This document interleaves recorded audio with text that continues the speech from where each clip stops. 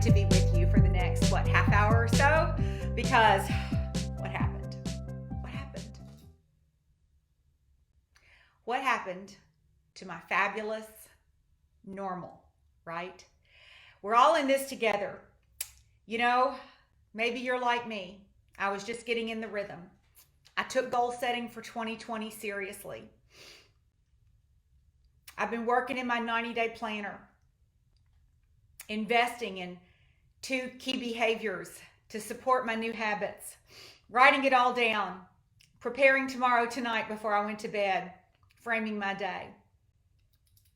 What has happened to my normals? I want to welcome you. Hello, everyone. I'm Pamela Shaw, and I'm excited to be with you tonight. I appreciate you getting on, and I never take for granted the privilege and honor of being able to pour into you a message or a word, and I just pray that tonight there is something for someone that you can walk away with tonight and feel more excited, more hopeful about where we're going together, because we are all in this together. So the title of tonight's Facebook Live is What Happened to My Normal? What happened to my normal? You know, I was in the rhythm. I was working with my planner. I was doing it every night. And then I'm going to walk you through a couple of my last few days. And I think you're going to feel really encouraged, because I consider myself an expert on this topic based on a number of years and the amount of time I've poured into it. And you know, I was doing all the things. I was framing my day. I was living in my sweet spot. I was working with my 6 most. I was working with intention. I had my vision board out and goals set for the new year, tighter than ever, and bam! What the heck is coronavirus? COVID-19? Schools are what? A grocery store what? Quarantine what? What? Layoffs, new homeschool moms. Chaos. I mean, it's always what we didn't see coming, isn't it? Isn't it always what we didn't see coming? So tonight we're going to walk through what it looks like when we didn't see it coming, and what do we do to regroup and to stand tall and to stand strong and to stand together. I invite you to share your screen. Just click on that share button, share it to your timeline, your Facebook page, because I would love for your family and friends to be able to hear what you're going to hear tonight. The reality is, when people are hearing what you're hearing and they're on the same page, then you're able to move forward together on the same page. And that's what I want to encourage. So let's jump in. You know what? Maybe you're scared. Maybe you're overwhelmed. Maybe a little bit of both. Regardless, here we are, the Design Your Life community.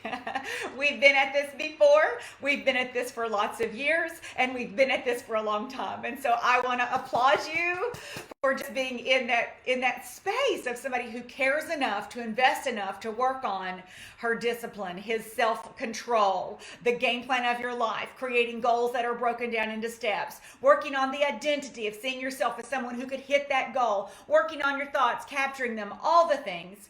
You know, the 90-day planner is 25 years established, and our lives together in working the principles behind that success, we've been together for most of us for years and years and years. And I find familiar voices of leadership in my life right now comforting. I hope my voice is comforting to those of you who are familiar with it.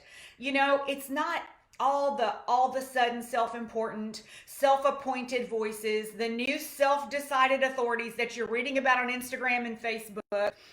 You know, it's driving me a little to distraction, from workout authorities to work from home planners to counselors. All of a sudden, there's an authority on everything trying to get into my voice. And you know what? My spirit does a check, and I say no thank you.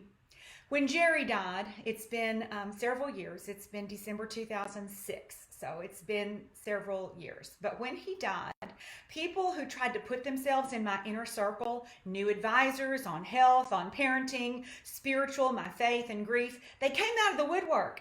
And I did not welcome them. It was not okay. And so I'm going to encourage you right now to, when new voices try to make their way into your life, it's chaotic on my Instagram feed. You know, a workout here, a planner there, a game here, an online course there. It's like, whoa, stop. I didn't know you before. And so right now is not a time for me to listen to what you have to say. I want the familiar, wise, guided voices that I had already selected in my life to be the voice around me. And that's why I decided to do this live today. When I was a new widow, I went for several months thinking I'm going to be okay and I'm going to work through this and I'm going to figure it out. And then I hit a time, it was August. He passed in December. It was August. And I said, I got to have a counselor. And we'd been to other different counselors here and in Nashville, Tennessee. And every time I would take my son to a counselor, I would go to a counselor. The counselor after one or two sessions would say, you're the healthiest person I know. I don't think you need counseling. And I'd be like, I may be healthy, but I need counsel. I'm a widow. I'm grieving. I have a small world in my private small town, but a big life in my professional world, and I need support. I need a voice, and so I couldn't get it. Well, my good friend Angie O sent me a book from Dr. Susan Zonneveld-Smingy and her husband, Dr. Richard DeVries, and it was a little book called Traveling Through Grief. Of course, people send you everything, but hers was a trusted voice in my life at that point, a trusted friend. I read the book. My heart went bam. It was like for the first time, I thought, as a grieving widow, these words resonate with me. I have hope. And so I called her and said, I would like for you to be my counselor. There wasn't Zoom then. There wasn't Facebook Live then. There wasn't even FaceTime then. And she said, I don't do any counseling over the phone, because all there would have been was just a phone call. She said, I need to see your body language in person. And I said, Dr. Smingy, I promise you, I have only the highest intention. I will do whatever you tell me. I will tell you the truth. I will be transparent. I've got to have you counsel me. Well, I convinced her, and she said yes. And so we started talking once a week. Now, who this is, in case you all are interested in this, in your churches, there is a program called Grief Share. And Dr. Smingy and her husband, Dr. Richard DeVries, they were both widowed from spouses who had long-term illness, and then they married. He's a pastor, she's a psychiatrist, and they created a grief share community. Hers from the spirit of psychiatry, his from the spirit of ministry, and it's just powerful. It's a book on when you lose a spouse that I send to everybody that I know, whoever loses a spouse, because it changed me. She changed me and gave me hope. That's the kind of voices I'm talking about that you want in your life. Trusted, experienced, wise, and not out to sell you something or get something from you. And so that's why I'm on here tonight. So I'm going to tell you the rest of this story real fast.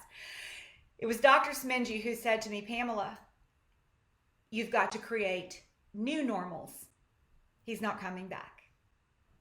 And so when I heard her voice and recognized what would a new normal be? What would a new normal be on the beginning of my day? What would a new normal be in terms of parenting? What would a new normal look like? Okay, this is my 25-year-old son walking in. I can't read. It's important. Okay. 911. Your mom's post has sex on it. Can you fix it before it goes viral? Oh, that's classic. Okay, who's that text from? That's awesome. It's from Tina France. Apparently, my post has sex in it. Let's see. Follow me, Shaw. Wait a minute. We're having the normals. Take a look together. We do things right to pivot. Oh, normal sex. Okay. Let's go. See? We're just keeping it real here. We're going to edit this so that it doesn't say sex. Thank you, Tina. Thank you, Thomas. Okay. It should say, let's take a look together at some things we can do right now to pivot and create new normal sex. Oh, Lord. New normal. Oh, my. That's okay. Thank you for letting me know, Thomas and Tina. Okay, new normals. New normals. I'm changing the topic for free videos, tools. Okay, maybe that's going to be it. Okay, that is hilarious. How do I save the post? Save. Okay. All right. I appreciate that. I don't know anything about normal sex. I got to tell you that. I've been a widow now for a lot of years. Okay, we're going to keep it real. This one won't get posted to PamelaShaw.pink. So you either get it live or you don't get it. Anyway, what Dr. Smingy said to me, I was like, why is Thomas coming in my office? He knows. He has known since he was 2 not to interrupt me. What the? And he's throwing me his phone under here. I'm like, what is happening? Oh my gosh, that is so funny. Okay, keeping it real over here at 108. Okay, so Dr. Smingy said you got to create new normals, and I at first it's the first time I'd ever heard it, and I had no idea how to wrap my head around it. How do I create a new normal way of thinking, a new normal lifestyle without Jerry? How do I create new normal parenting without Jerry? And so I went about my 90-day planner at that time thinking, how would I create new normals? And so from my workout to home planners to counselors. So how do I create that new normal? I didn't want new people. I wanted the safe, voices I had chosen. I wanted the safety and proven relationships and voices of trust who had walked and talked me through to that point. So if I'm new to you tonight, thank you for being willing to let me speak to your heart. I want to work to earn your trust. If we've been together many times, welcome back. People will show you who they are during times of crisis. Pay attention. There will be people who try to monetize or take advantage of. That's not to say that you don't need to earn a living or that I don't need to earn a living. We both do. It is to be honest and sincere about the intent. What God has called us to prior to today is relevant today. And we will see people who need to win completely abandon what God called them to try and put themselves in a different genre just to try and get a win, just to try to feel better. And they'll be posting things and they'll try to connect with you in ways that are not authentic. They're looking to feel better themselves. And in doing so, they ignore the hard thing that they need to pay attention to. Don't let that be you. Don't jump out of what God had already called you to and jump into something. I'm going to post this and I'm going to post that and I'm going to be this person in their life just to feel better. If God has called you to the hard thing, do the hard thing. Am I concerned about the coronavirus and the state of our country and world? Yes. Am I scared? No. Am I afraid of getting the disease? No. I'm not going to be unrealistic. I'm not going to be naive, but I'm also not going to be a glib, glad tidings giver. I know this is real. Pandemic is different from contagious. So I know that this is real, and most likely the circumstances of our current life as we have known it will no longer be as we have known it. It will probably linger longer than we think or that we're prepared to hear. Respectful of social distancing, I am respectful of that, out of respect for those around me. There are people who see it differently.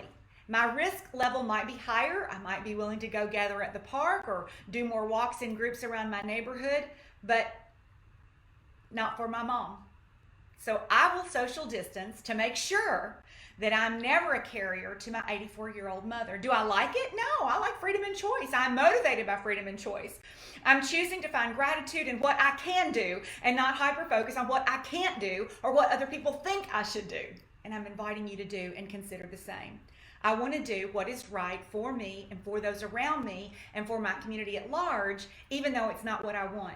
I heard my friend Carrie Wilkerson, world-class speaker and life coach, say on her Instagram live today, it's not about you right now. It doesn't matter if you like to go on virtual or not. That's the way we're going to communicate. So right now in society, we're looking for leaders. Leaders will emerge, leaders in our homes, leaders in our community, and state and national leaders who are called to step up and who will watch out for that. We are all walking on new ground. I'm walking on new ground. You're walking on new ground. When we stop looking at what we see and start looking at how God has called us, what He wants to do in and through us at this season, you will change, and you will change those around you in radical ways when it's all said and done. As believers, we know that loving God, all-knowing, omnipresent, is in control. I don't have it all together today. I'm not coming to you with it all together. In fact, I thought very seriously about leaving my hair as it was, which was in kind of a really messy, pulled back pony. But I could fix it and I could brush it. I can't color it. It hasn't been colored since February. I'm just going to tell you that straight up. It hasn't. No, since November. I was supposed to get it colored in February, and a family event interrupted that trip to Dallas. And so it's where I am. And a lot of us have those kind of things, first world problems, but that's the reality. But I'm sharing with you on this journey as I go. I haven't had it all together this past week. My planner doesn't look like that of a professional who designed it this past week. I will have a schedule this week that honors what I'm sharing with you tonight. And part of my able to get it together is my accountability with you by jumping on here. Because even though so much has changed, I'm telling you, this 90-day design your life model, it works. It will work in good times. It will work in bad times. And it will work in crisis because it's built on godly principles of responsibility, discipline, and service. Our days have been rocked. So, my friends, tonight is for you. This is for you. The you that had a rough week. The you that had an additional storm. And you have one right now because you were already going through something before COVID-19 entered our world. The you that feels invisible or alone, this is for you. The you who doesn't know how you'll make it as a homeschool mom, working with no childcare, laid off, or knowing that you need to pivot with your work. The you who is on the trajectory of an upward mobility and virtually no idea how to do technology and how to connect people on Zoom or webinars or Facebook Lives that becomes effective other than just pressing go. It's learning to be effective. You don't know how to project technology. It's even much less than the confidence to test it for a productive season. This is for you tonight. The you that is close to losing faith. The you who may be beating yourself up for not pivoting faster, for losing a week on the couch or in Netflix, or maybe you've already eaten all your really good snacks. You're incredible. Yes, you are. You are incredible. That you is still incredible. I heard my friend and colleague Julia Burnett say something on Saturday that resonated with me, and I want to share it with you. When you have momentum, you look better than you are. And when you don't have momentum, you look worse than you really are. Right now, a lot of us don't have momentum. So we just want to get a rhythm and we want to get some momentum back, and you can. You have so much potential and you have so many things left to do. And sister, brother, we have time. Better things and better days are coming our way. So let's plug through some of the ideas together tonight. We can do this and we can emerge stronger. And I offer up a prayer right now to those of you who are sick or who have relatives who are sick from this or any other virus. For those of you who are scared, that you will be comforted. For those of you who are confused, that you will become clear. For those of you who are immobile, that you will receive a spirit of willingness and ready obedience. Let's keep it real. It's uncomfortable not to know. It's just uncomfortable. It's unnerving because we like knowing certain things. I like knowing 2 + 2 = 4. And that's not the world we're living in right now, but it's okay not to know. This isn't something to overcome. This season isn't something to overcome. It's a season to surrender to what is. What we're seeing is a fresh stillness in the world. I hear that in China, you could hear birds sing. I've been to China. There are no birds singing in Wuhan. I hear that in China, the sky is blue. That's not the case when I was there in 2013. Sometimes God allows problems and challenges in our lives to bring us to stillness so we can better hear the whisper, so that we can better surrender. So depending on your schedule 2 weeks ago is how deeply you've been affected or impacted right now. If you worked out in a gym with people at a certain time, you're missing the place, your trainer, and your tribe. I know I am. That means I have 2 things to redesign. 2 weeks ago, where I was also not in obedience to the known direction of my life. Where might that be for you? If 2 weeks ago you were in obedience, you've got to redesign that. If it got shaken up and you can't do anything about it. If 2 weeks ago you were in disobedience, you've got to also bring rectification to that. It's in losing the opportunity of being able to do something that we often become more willing to do it. I've shared this several times with you and with others that you all know that my late husband Jerry lost his life to ALS, Lou Gehrig's disease, and it's a motor neuron disease, and it never touches the brain, which is the curse of the disease, because you die knowing that you are trapped in this body that will not do what you want it to do. Jerry did everything computer. I mean, okay, this is really funny. I used to have a compact computer, and it sat back here in the corner for 2 years. And when I wanted to email somebody, I would write it out on a piece of paper. I would go over to his office and I would hand him the piece of paper. He would email them. They would email back. He would print it to me and he would bring it back to me and I would read the email. This went on for 2 years. He was a patient saint. Finally, one day he goes, Pam, let me just set up that computer for you. It's just like your old typewriter. I'll show you how to email. He was ahead of everything. He designed my website before there were websites. He did all the flyers that circulate still today. Many of them, the template is still what he created originally. He did all of our finances. He did everything computer. When his fingers could not grab a light bulb to change. When he could not type on his computer. Oh, the angst in his eyes of what he wanted to do. My friends, we are all somewhat in that position. The things we want to do, we no longer can. The things we could have or should have done 2 weeks ago, 3 weeks ago, 3 months ago, 6 months ago that we can't, Now we want to do them. So what does that teach us, and what do we learn from that? So let's deal with a bigger picture, Let's deal with a bigger picture. I want you to write these steps in the comments. So those of you who are with me, thank you for being with me today, by the way. Thank you for the hearts. It gives me a little energy, gives me a little love, gives me encouragement. So I want to thank you for that. If you're not doing anything, that just lets me know that you're with me in what I'm saying. But I'm going to invite those of you who consider yourselves secretaries or like to type and listen to write this in, because here's a starting place for us to go to consider. Okay, number one, what has changed? What has changed? You need to write that question down. You need to journal it. What exactly has changed? Wrap your head around what really has changed, because it feels like everything has changed, but not everything has changed. It feels like everything has changed, but not everything has changed. So what has changed? Number two, what can go happy it's gone, but that I didn't have to get rid of? It's gone. I didn't have to get rid of it, but I'm okay with that. Make a note. Pay attention, so that if it comes back and you're like, I don't want to do that anymore, you have already made a conscious decision to keep it out of your life. Number three, what needs redesigning? I gave you a clue earlier with my own workout, my workout time, my workout buddies, my workout place, my workout itself. What needs to be redesigned in your life that has changed? Number four, what is within my control? Make a list of everything that you control, because there's so much that you control. Oh, there's so much that you control.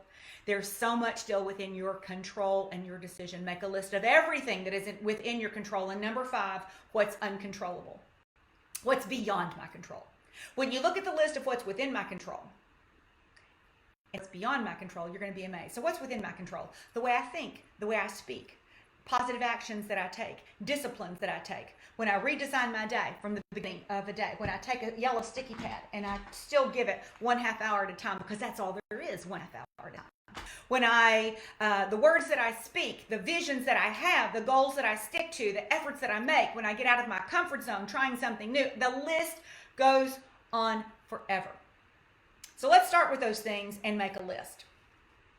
In the movie Mr. Rogers, which I happen to have loved very deeply, my favorite line from the movie is, whatever is mentionable is manageable. And so I think it's important for us to talk about this, because whatever is mentionable, it's manageable.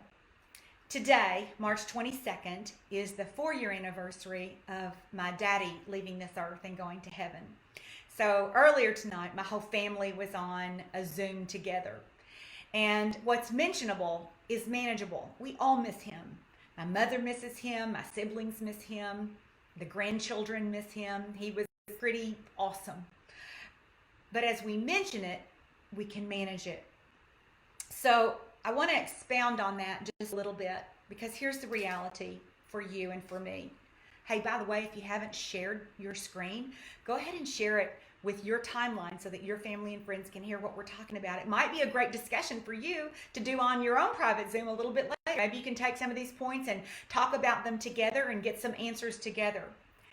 I want to give you this truth, because this is important for us to understand as we're talking about creating new normals.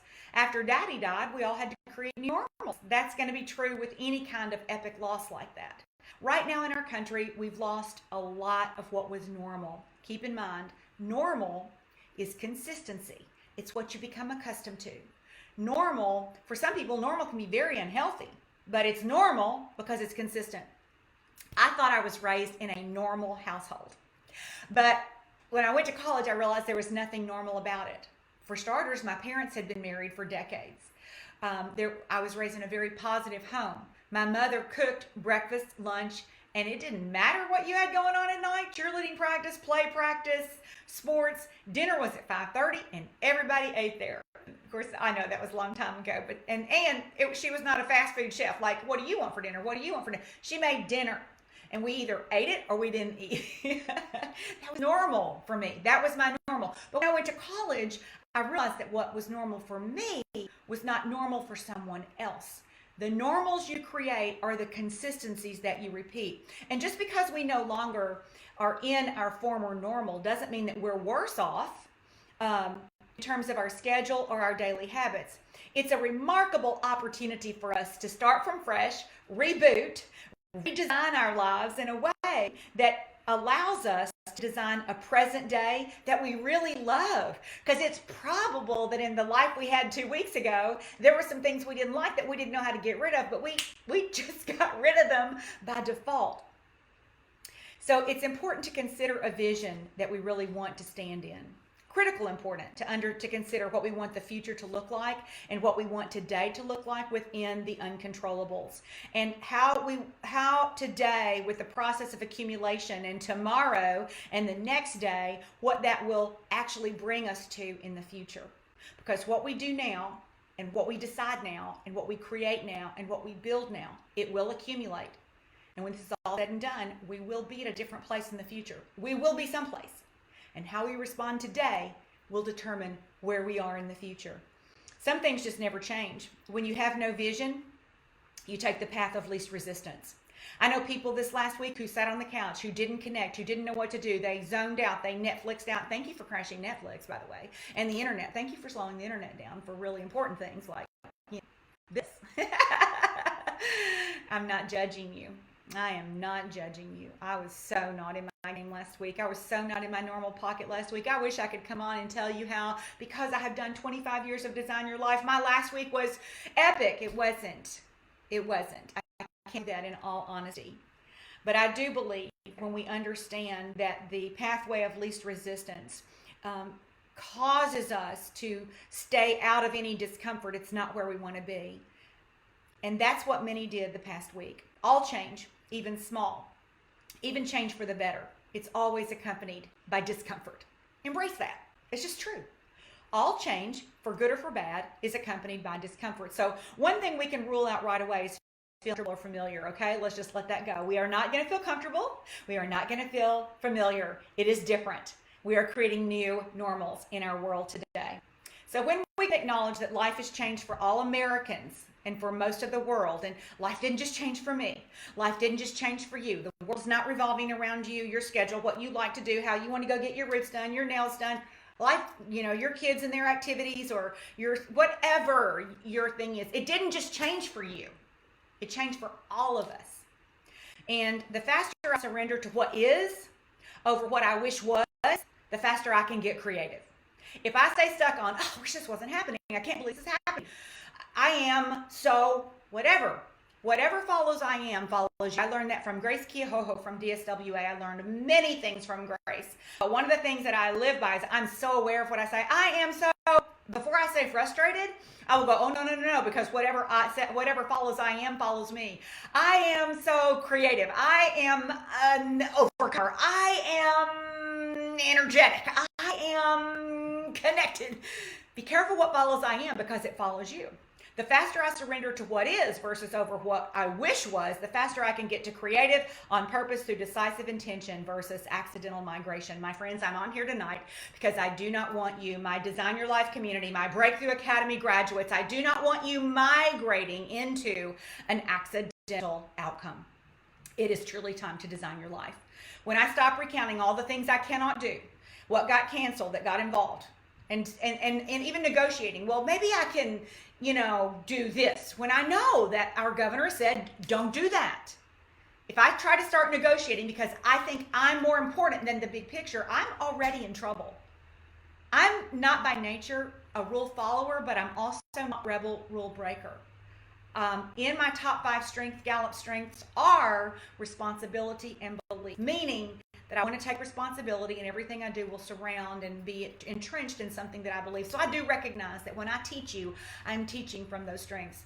2 of the other top 5 are activators, so I had to get on here and do something, say something to support you. Strategic and maximizer, those are in the top 5, but that's neither here nor there. You're also operating out of your strengths. The question is, are you operating out of the balcony best version of them, or are you operating out of the basement version of them? The basement version of maximizer is apathetic. So if you feel like you're not doing a good job or you're not taking advantage of a situation, you're just like, I don't care. That's the basement version of maximizer. The balcony version of maximizer is, you know what, I'm going to take an hour tonight, and really, now that it's summer and the time has changed, I should have done it at 7 o'clock instead of 5 o'clock. I do it at 5 in the winter and 7 in the summer, but I forgot that. I forgot the time. I forgot. So thank you for getting on at 5. But recognize or learn what your basement version is, so that you can acknowledge very quickly whether or not you're in your basement or balcony version.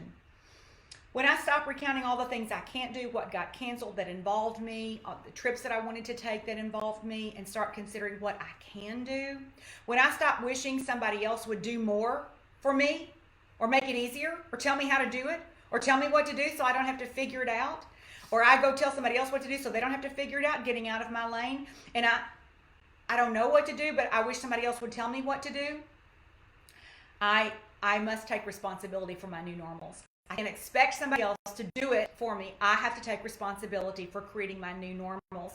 When I do, I'm refreshed immediately. I'm empowered immediately. I am creative immediately. Depression starts when we don't take care of ourselves in a comprehensive way. I'm going to repeat that. Depression starts when we don't take care of ourselves in a comprehensive way. I'll talk to you more about depression from a personal experience, and maybe that's something you want to hear from me. In fact, I'm going to go back through the comments when I have time the next couple of days, and so I'm going to ask you again at the end, but I would love to know what you'd like to hear from me during this window. I may come on weekly and just share 30 minutes from a topic that I feel that I have expertise and experience on. I'm not 14 anymore, right? I've got some life behind me and some years and some validation for that. But I could talk to you about that. Isolation is not absence of connection. Isolation is holding on to fear or shame or guilt until you self-destruct into a point of unravel that becomes very difficult to rebound. That's why we need to be transparent so that we're not isolated, we don't feel alone. Now I have to say that outgoing introvert, I'm an outgoing introvert. People argue with me on that. You're not an introvert. I am because I recharge alone. An extrovert recharges or is recharged around people. They only come home to sleep. An introvert recharges at home and goes out to give other people. So I'm an outgoing introvert. But on Tuesday, like 2 days in, I started feeling really squirrely. And then I started seeing my extrovert friends post things like, hey, check on your extrovert girlfriend. She is not okay. And I thought, you know what? She's not. But she's going to be, because she's going to take charge of her life and design her life, and she's going to live her vision, and she's going to find ways to connect. Because isolation is not being alone. It's being disconnected, and we can connect. The same tools that created intention from chaos before will absolutely create intention from chaos now. The chaos we have now, it's not the same chaos when you first started designing your life. It's a different kind of chaos, but the same tools that worked before will work today. We have challenges in our lives, and they're either under the category of time, money, or relationships. So let's take a look at where we go from here. Okay, I'm going to list a few things, and maybe you want to write in chat. Time, money, relationships. What would happen if you made some decisions to redesign your life and you wrapped it around these few topics? Number one, in your home. How can you create beauty in or around your home? Today on the family Zoom, my mom had gone outside to pick daylilies, that are a sign of spring, the little yellow daylilies. I love them so much. That Daddy had planted when he was alive. And she was so cute. I had to get her set up on an iPhone and have to show her how to get on Zoom virtually. She's quarantined. She quarantined herself a week before everybody else did. So I'm having to talk to her on her little flip phone to tell her how to get on my old iPhone to get onto Zoom to enter the passcode to get on the call. But I'm so proud of her today. She did it. She made it happen. And so the whole family's on, and she's like, hey, can you see the flowers? Can you see the daylilies? And she created beauty in her own home. And she's been home alone for 2 weeks. Of course, I text her every day. So do my siblings. So she's not alone, but she is isolated in her home, connected in isolation. How can you create beauty in your home? A flower, a candle, a smell. How can you create it or cultivate it? Think of smells. Think of lighting. Think of sounds. I know a lot of you have children, but I'm going to add this in here. Order when it's time to restore from the chaotic. I know a lot of you are now new homeschool moms, and I guess it's the best time as ever to be a homeschool mom with Pinterest and homeschool professionals. In fact, I've got some friends who do a great job at homeschooling. If you'd like to know, reach out to me. I'll connect you to them and their websites and schedules and things that they do. But I've been amazed watching the creativity. One of my good friends showed me pictures of her daughter and her children. They had created this maze through her house. They'd taken cushions off couches, and they were going through tunnels and over trash cans and through the sliding down the cushions from the couch and like they doing it all over again. One of them, it looked like there was shaving cream all over them. I'm like, those kids have shaving cream all over them? She goes, no, it's frosting. I'm like, that's even worse. What are they doing? They were doing numbers, learning numbers in the shaving cream, and then she let them rub it all over themselves. Great. That's great. It's creative. It's engaging to the kids, and I'm sure it's fun homeschool. I'm sure it's more fun than real school, but I also know that that particular home was brought back to order. So think about your home. Could you have some decluttered spaces? True story. I had in my own bathroom, I'd created a mess. Clothes that I wanted to rewear, Lulus that I wanted to rewear, curlers were out. I just had stuff out. And I made a commitment today to go create order in that space so that when I walked in there, I felt closure. And I did that. So think about your home, beauty, inside, around. How can you cultivate it? How can you create spaces that have order for them? Number 2, prioritize your health. I know, maybe it's a topic you want to hear me talk just about health. I can talk to you about health. I can talk to you about clean eating. I can talk to you about gut health. I can talk to you about supplements, what and why. I can talk to you about weight management through intermittent fasting and ketogenic nutrition or keto Mediterranean. I can talk to you about all those things if you want to hear them, or I can shut up if you don't want me to talk about any of that.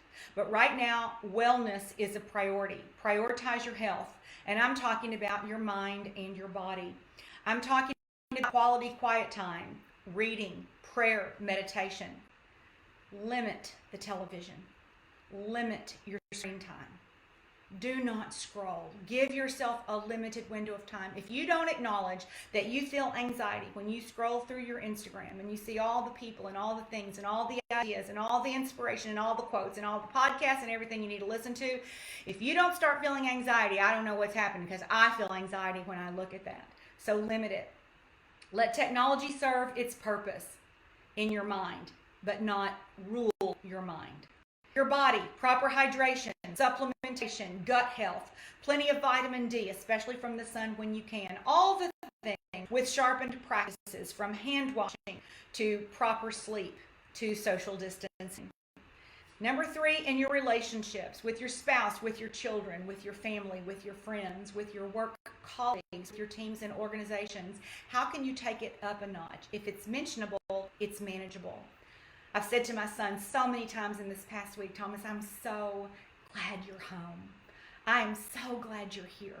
I love sharing this season, this unusual season of life together. It's an unusual season for us both. It's temporary for us both, and who knows how long temporary means, but no matter how short or long it is, it's still temporary.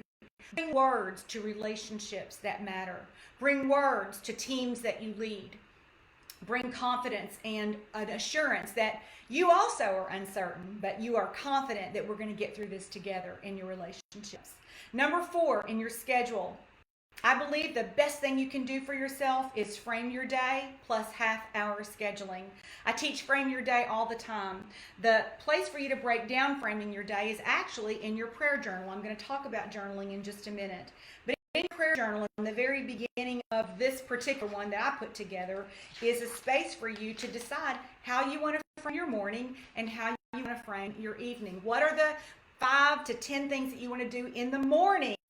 And what are the 5 to 10 things that you want to do every evening? When you stick to that, that's something to redesign today, right now. That no matter what, before you go to bed tonight, you will A, B, C, D, E. Now, it's not my nighttime that got messed up. It's my morning schedule that got rocked, because my morning schedule got rocked. My gym went away. My trainer went away. Hi, Zane. Hi, D1. Hi, workout buddies.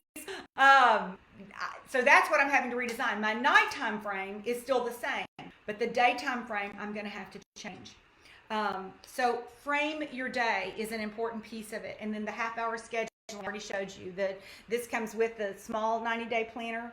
And then inside the 8x11 90-day planner is a half-hour schedule at a time. But I still think these are the money. I'm the happiest of these of anything I've ever come with, because they are sticky pad and they move around. And it allows you tonight to decide tomorrow. The reason I want to decide tonight about tomorrow is that I decide once and I execute once.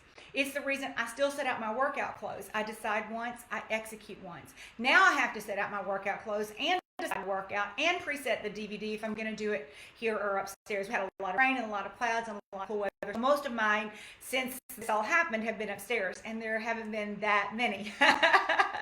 Not as many as there were when I had a specific schedule in my day to go to the gym. And so we've got to recreate that. If there's anything that you can give to yourself right now, it is in the schedule of the framing of your morning, the framing of your evening, and your half-hour scheduling. And then number 5, choosing an outcome. You're like, I chose my outcome. Yes, you did, and I'm glad you said that. I already chose my goal. Yes, you did, and I'm glad you said that. You do already have an outcome. Sister, brother, hear me loud and clear. God did not give you an outcome last July or this January, whenever you were goal setting. He did not give you an outcome to carry you all the way through this year or all the way through 2020 and then go, oh, you know what? I forgot that pandemic was coming. It didn't work that way. The vision that you have, the goal that you have, the goal that God spoke to your heart, it was true then, it is true now. So, God didn't take your previous vision and then say, oops. He just didn't do it. So I want you to I lost the love. I want you to understand that when God has spoken a goal to you and an outcome to you, it's still relevant. It's still there. How do you pivot so that you come back to a place of belief, action, activity? The way goals work is, what's my outcome? That's the goal that I see. That's the vision that I have. What's the outcome? That's the goal. What is the pathway to it? From where I stand to how I get there, the pathway is the process. What's the process? And then the identity is simply my way of thinking. I see myself as a person who is here, who can take those steps, and who will end there. When all 3 of those are in tandem, even in the crisis that we have right now, the outcome, the process, and the identity, the goal is still the same. I say that, and it sounds easy. It sounds like I haven't lost mine. Oh no, my faith has wavered. Not my faith in Christ, not my faith in God, but my faith or ability in me. My faith in the unknown that I can't control. People that I see responding differently than what I would want them to respond. Things, again, beyond my control. So yeah, I've had a moment or two. We're all in learning mode. But I'm going to say to you now loud and clear, guard your focus. In a world where information is abundant, it's important to know where to focus, meaning it's also important to know what to ignore. Know where you start to feel stressed as you scroll and then stop. Know where you start to feel anxiety in your chest as you think and then stop. Learn what and who to ignore. Newsflash, there is no perfect, ever. Nobody's perfect, ever, and certainly not now. A frazzled mind will wear you out, but a focused mind is healing and productive. Great focus is knowing what and who to ignore. I want to give you a quote from a book, The Wealthy Gardener.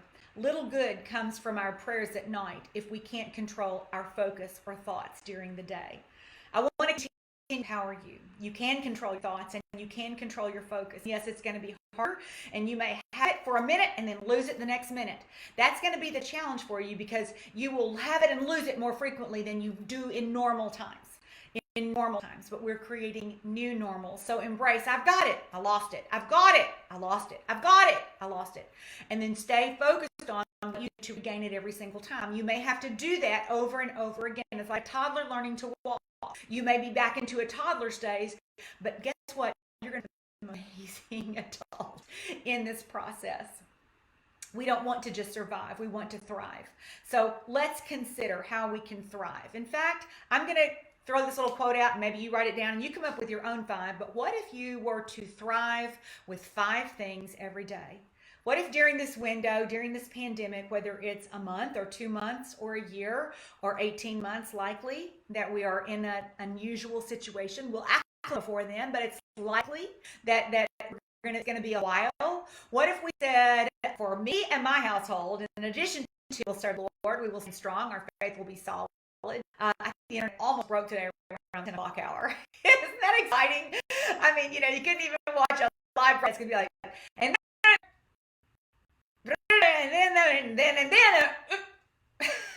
at church this morning. Okay, we're going to have to watch this on record because this is not going to work. So I think that almost happened. So we already know that the live internet is an issue. So everything changed.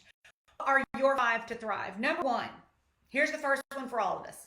Frame your morning and evening with intent. Frame your day, morning and evening with intent. Design it personal, write in your day planner. Frame your day. What does the first 2 hours of your day tomorrow look like? Decide it. Decide exactly everything that's in it. Have an hour schedule it.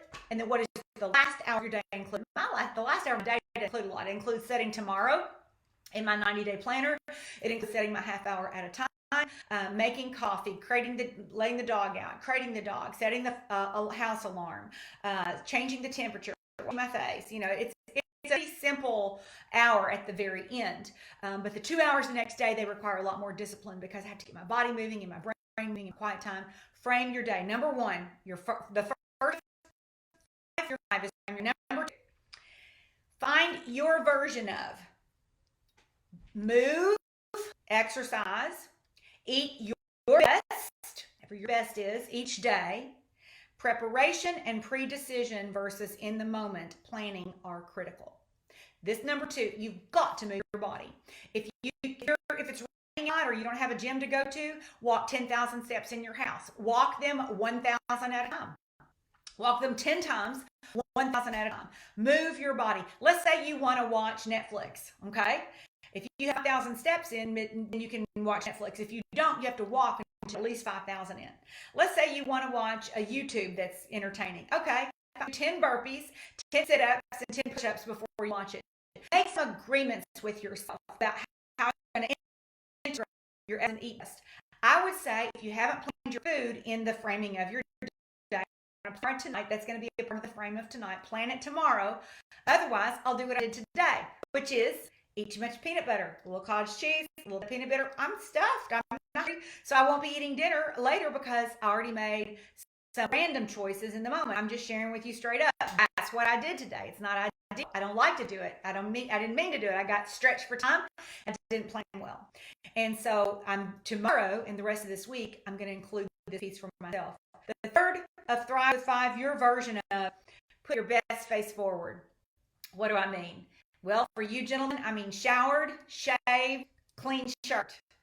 Ladies, for you, I mean up, dressed, face washed, whatever your version of presentable is, right? Because we all have different levels of presentable, But put your best face forward at a certain time of day. Many of you are not going into work. Many of you are either working from home or you've been laid off from work or you're choosing to work from home or you already work from home. Let's have a cheer for those of us that work from home and work harder this week than we've ever worked in our lives because we're having to help people pivot. I've never been on screen so much in my life in 1 week as this past week to try to encourage and bring my voice out there and empower people and show people how they can do things virtually. And so for those of us who already work from home, we've been working a lot more. I giggle at my friends who are like, okay, well, I cleaned out closets in the attic, and I'm like, what? Oh, God.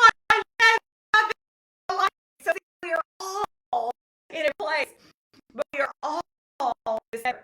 But I will tell you this, as soon as you bring your face forward, ladies and gentlemen, you will feel more ready to attack the day. If you do every day off or your day from home, you will not be ready, you will not connect, you will certainly not get on a camera. You will not virtual, will not connect virtually because of that. And so bring your best face forward and dress a certain time of day. So you're like, well, what do you have on the lower half of your body? Well, what do you think? Of course, they're workout pants. Why not? Because I can do what I need to do and I'm comfortable. There's no reason for me to be uncomfortable. There's a reason for me to be professional and presentable. And so that's what I'm doing for you. So that's number 3 of 5. Writing these down. Number 1, frame your day with intent. Number 2, be healthy. Exercise and bring your best each day. Food preparation versus in the moment planning. And then 3, bring your best face forward. Number 4, do what you can where you are. Now, what do I mean by that? Number 4, do what you can where you are. We are learners. And what I mean by that is do what you can where you are so that you can learn what you need to learn. You know, you may be learning today how to do Facebook Live 3 times because your computer kept turning off. You may be learning how to do Zoom. You may be learning how to do another streaming service. You may be learning how to do a virtual team meeting or family gathering. But in number 4, do what you can where you are, because we are all learners right now. We're all learning right now. We're all learning new things right now. So number 4 of the 5 to thrive is, what can I do today to learn more than I have been learning? And then number 5 is practice gratitude and kindness. How can you practice gratitude and kindness in a different way, in a more meaningful way, in a more powerful way? How? Well, in the concept of thrive with 5, I would say think about check on 5 people. Make 5 sentences in your journal entry. Practice the pause. You know, in between every stimulus where you're like going and your response, there's a pause. Check 5 times a day where you practice the pause. Okay, I hope you got those down. Okay, moving on and about to wrap it up. I'm not going to even, yes. I am resourceful, I am tenacious, and I am persistent. And I'm modeling for you tonight for sure what it looks like when things don't go well, when you have to exercise your plan B. Obedience brings and makes obvious the next action step. When you obey, the obvious next action step shows up. So staying in disbelief or denial is not only foolish, it serves no one. I want you to recognize that right now you are a role model. You are. Get in that mindset. You are now a learner. Get in that mindset. You can learn and you will learn. If my 84-year-old mother can pick up an iPhone and get on Zoom for the first time, you absolutely can learn what you want and need to learn now. So learning to communicate and working virtually, it's not an option. The degree of knowledge and skill that you had prior to today makes you either ripe or more awkward, but it doesn't change what is. So whether it's Skype or Facebook Live or Messenger or Zoom technology or StreamYard or YouTube, you know what? They all serve a different purpose. So based on what you want and need to do, there is technology that's going to fit what you need. But don't get lost there. And just because you're confused and you don't know which to use and so you're not going to do anything, that doesn't work. Today on the family Zoom, you know, it was just super cute seeing the whole family there with our dogs. I think I posted it eventually, but through Dr. Leaf's, the studying that I've given to her in the recent 5 years, and my good friend Leah Laughlin also mentioned this on Saturday, so I'm sure that's why it's fresh on my mind, but she talks a lot about our multiple perspective advantage. It's when you stand outside of yourself and look at, if I do this, what would that create? And only the adult brain can accomplish this. An 18-year-old male doesn't even have the ability to accomplish the multiple perspective advantage. And so it's important to bring that into light and to consider the fabulous capacity of your brain. The MPA is exactly what we need to consider right now. What will happen if with this choice or with that choice or with that choice? Stand outside before you make decisions or statements. Stand outside and consider many possibilities and play them out all the way out to a year from now, because it's going to be at least that a window of time. Play them out a year from now, play them out 2 years from now, and then choose. If you respond to this crisis poorly, then you'll be managing 2 crises at some point. The efforts of the COVID-19 and the ignored action step from the whisper.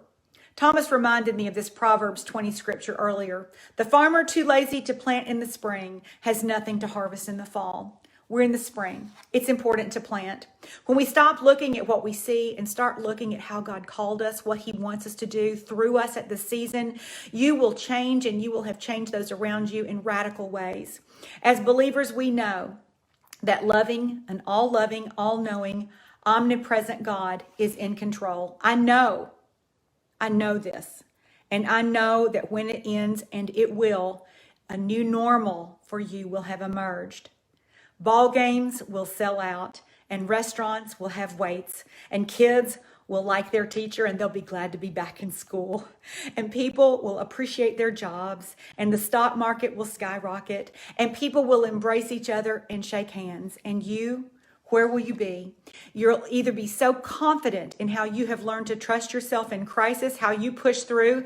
The largest, most compassionate and purpose-filled businesses will thrive, and new voices out of victorious leaders will emerge, and we'll hear them, and they'll be shared from a variety of places. And your children and those who watch you will learn, and they will be better and stronger because of how you lead yourself and how you respond at this particular season. A new normal and a refreshed world will emerge from this. And where you stand and where I stand, it all depends on how we navigate this. Yes, I've been out of pocket. My own 90-day planner. I would show you if I didn't have to hold my phone in one hand and my notes in my other hand. I would show you how sad it is, but you don't need to see it in order just to hear me say it. It doesn't look good. I was shocked to look back at my own book. Years of this habit got rocked with this schedule, with this pandemic. A vision, that space between yesterday and tomorrow. That's what vision is. Vision is that bridge between the past and the future. It's the gap of right now. Proverbs 29:18 reminds us, where there is no vision, the people will perish. And equally tragic to getting the coronavirus, or perhaps even more tragic, is the, for those of you who could easily rebound from it, actually, is having no vision. This year, it's interesting. I booked less travel in 2020. I did. I booked less travel from the start. Every time I would think about scheduling a new Breakthrough Academy locally, I didn't have peace about doing it. I felt restless every time I would try to initiate something that made sense. And I knew God was working in my spirit. I just didn't know for what. There are other details that I could share with you and share his provision and protection at this season. He's available to you in the same way. During this window of adjustment, we have a choice to make. How will we respond? If we've been wandering or ignoring or not in the push, I hope that tonight has given you a refreshed reminder of who you are and how awesome you are and how you can create new normals. And through intention and effort, I pray we all stand stronger on every front as we walk through this together. I'm going to come on more frequently. I can repeat old conversations about the 90-day process. If you want me to teach the 90-day planner all over again, I can talk about journaling and the benefits of journaling and how to journal. I can share what I've learned on my 5-year study with Dr. Leaf, thinking affirmations and creating a new way of thinking and retraining your brain. I can teach you goal setting and the practice of practicing the present, of growing in your faith. So you let me know what you'd like to hear from me and what would be beneficial to you, to encourage you or to remind you what's important to you. We're on a new adventure, and it may be a year or more, probably more, but at least a year before we get back to some semblance of predictive. And so we stay connected together apart virtually. Now, that's not a lot in the same. So what do? How do you redesign it? What's your biggest need?